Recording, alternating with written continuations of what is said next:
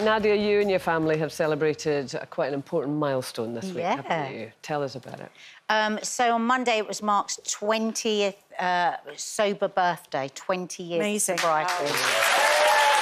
Which, you know, he got sober at 32 years old, which, you know, when he went to the Priory, he went to rehab in the Priory. And this is so unusual for that age to get sober and then to stay sober. One day at a time. I mean, he can't, you know, on Monday, it really hit him, I think, like a train, that it is actually 20 years. And he said, you know, in those first few days, months, years, he would never have believed that he would have got to this. Oh, bless him. And you know, we did a really long chat on our YouTube channel about the whole experience, and it was incredibly cathartic for both of us and made me remember, actually, so much of the good stuff, but also the really bad stuff, the bad stuff that led to the good stuff. Because when we both first met, we were so chaotic. We were both such boozers. You knew me when I was like a mess with drink. And so I didn't have any idea that he was an alcoholic. Because there is a difference. I was a really heavy drinker, but I wasn't an alcoholic. And it wasn't really till Maddie was about a year, 18 months, and there was lots of different things that had happened that I realised, God, this guy has got a real problem. And if we hadn't had Maddie, I would have just left. I would have just walked away. It was all too much. Was he masking and functioning as far as the outside very world high functioning alcoholic, like holding down jobs, doing brilliantly. Everybody, when he went into rehab, was like, what? What's he gone into rehab for? Because they didn't see all the stuff after they would leave, how drunk he would get. And so I said to him, you know, you have to get sober. You have to leave the house now. This was like 20 years ago, the night before.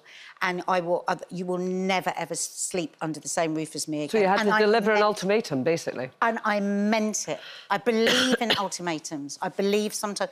But what I would say is you have to mean it. And at the Priory, they said it's a myth. People very, very rarely will just get sober. You know when people say, oh, they have to want it from themselves? It's very rare. It's nearly always because all the rescuers in their life, I was one of the rescuers covering for them, making things up for them, all of that.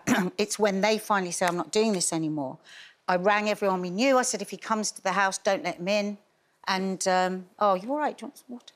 She's got a tickle. And what you did was, I saw that you posted on... You posted on Instagram to celebrate how proud you were, and that had a massive reaction, didn't it? And on your channel, obviously, as well. Yeah, it really did. I think that, you know, Mark's spoken very openly about his mum being an addict. He grew up in an addict household. When you look through his life and his grandparents, great-grandparents, there's addiction all the way through. And he had a really tough time as a kid, and he just wanted to break the cycle. And so many people will just feel it's their absolute destiny if they're struggling with alcohol, food, shopping, whatever your addiction is. And so that's why I'm so enormously proud of him. And our eldest daughter... Maddie, is that card there? This was such a moment because this was everything. And what I would say is, if you are somebody that is struggling with your addictions or you're somebody that's rescuing someone with addictions, the riches of what you can get back from people, if you can one day at a time, stay sober, are so immense. And I think there's nothing in the world that meant more to Mark than our daughter, you know, saying what she did to him. And it was I haven't got the stuff about so what Mark basically, said, but this is what... I've got it there. OK. And then you can read... This is what Mark wrote on your Instagram. We've got cards coming out our ears here. This is what Mark wrote, OK? But this is what... Happy 20 years to the most... What you wrote. Yeah, I wrote this. Happy 20 years sober to the most incredible man in my life. I cannot tell you how grateful I am for the fact you show up for us every single day. That's Maddie. Oh, this is my Maddie. Sorry, this is Maddie wrote. Sorry, it's because Kay's joking. Oh, my God, yeah. It's all gone a bit This is Maddie, their eldest daughter. I get to have a... This chokes me up. I get to have a dad who shows up and supports me in everything I do. A dad who is a shoulder for me to lean on any time of the day. A dad who shows me that he loves me in all he says and does. You do all this beautiful stuff for us, all the while never having a... Oh, I'm choked up. Never having a father of your own. Give yourself a pat on the back. Thank you for every single day of the last 20 years. Here's to one day at a time. When the dark days are present, I'm a shoulder you can now lean on too. Wow. So if you're struggling for sobriety... Mark's comment was, sweetheart, thank you to all three of you for seeing what I've tried to do and tried to achieve for you all, albeit imperfectly, but with the right intentions. While some things are not quite the way I envisioned them to be in all areas of my life, today I've accepted of this fact, and today I cherish the love of you and our precious, precious daughters. There you go. If you're struggling with your sobriety one day at a time, it's so, as you know, and I'm in awe of you. Well, it's so wonderful when you're everybody's got a different story. Yeah. Lincoln and I are 12 years sober now, and thank you. You OK? Different stories, you know. We've been very open about the fact that the only thing we thank alcohol for is that we met at 6 in the morning in a nightclub that didn't open till 4. You know, and the fact that we had so many things against us. But again, for behaviours, I gave Lincoln an ultimatum because at the time I didn't think I had as much of a problem. But Lincoln gave up for me, and he has never had a drink till that day. 2 months later, I thought that I was dealing with I thought I was functioning. I was doing a play, so therefore I couldn't be drunk every day. I don't have the same problem.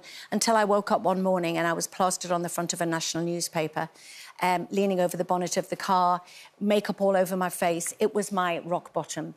And Mark always says he thinks there's multiple rock bottoms. Do you feel that? I think that, to me, was my ultimate. The shame. Yeah. Guilt is something that we all have. Shame is something very different. And I had, you know, I had Louis doesn't really remember anything because he was 9 when Lincoln came into our lives, and that's when we got sober. But sobriety is, for us, the greatest gift in the entire world. And I cannot imagine my life without Lincoln. I cannot imagine what the ripple effect of our sobriety has given, like Maddie pointed out, to our children. And so, you know, I obviously applaud him, and I'm grateful every day. Sorry to just pop into this conversation again. I'm really sorry about that. But just really briefly, Nadia, the ultimatum can also carry a risk. I mean, it doesn't necessarily work for everyone. It clearly worked in your instance, but it's a low rate that managed to stay sober. That's why I'm so enormously proud of him. Yeah.